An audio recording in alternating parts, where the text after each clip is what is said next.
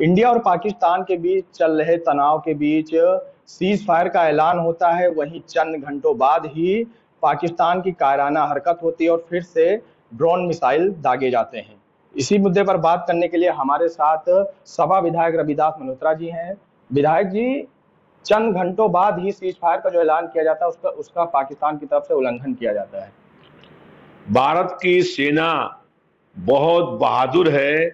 अगर भारत की सेना के जल, थल और वायुसेना को हमला करने की खुली छूट मिल जाए तो पाकिस्तान भारत की सेना का 4 दिन भी मुकाबला नहीं कर सकता है और 7 दिनों के बाद पाकिस्तान के कई शहरों में तिरंगा झंडा लहरा जाएगा।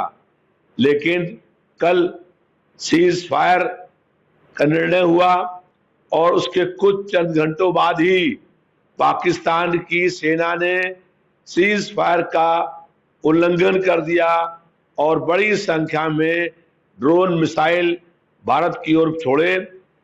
भारत को कल सीज फायर के उल्लंघन के बाद पाकिस्तान पर तीनों अंगों से बड़ा हमला करना चाहिए था।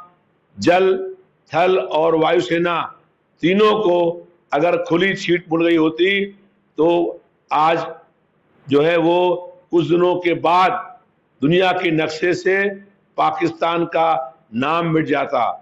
जो पाकिस्तान में भारत की सेना ने 9 शिविरों पर आतंकियों के पर हमले किए, लेकिन भारत की सरकार ये बता नहीं पाई कि दाऊद इब्राहिम कहाँ है और हाफिज सिद्दीक कहाँ है, और जो कई नामी गिरामी आतंकवादी थे उनका कोई पता नहीं है।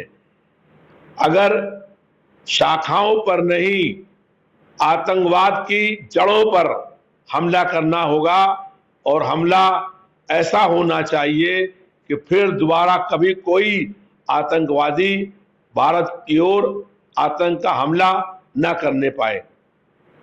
यूपी में आज ब्रह्मोस मिसाइल का जो प्रोडक्शन यूनिट है उसका शुभारंभ किया गया। कैसे देखते हैं आने वाले समय में ये जैसे देश की सुरक्षा के लिए कितना उपयोगी या कितना ये प्रदेश मतलब उसकी सुरक्षा में क्या योगदान रहेगा?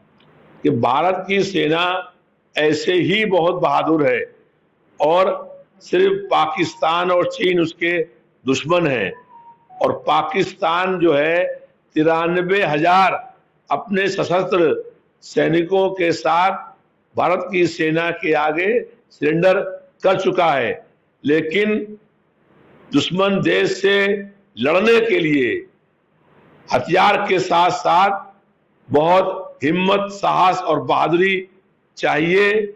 जो ब्रह्मास्त्र का यहाँ पर शुभारंभ हो रहा है ये सेना के लिए एक अच्छी बात है और हमें भारत की सेना पर गर्व है।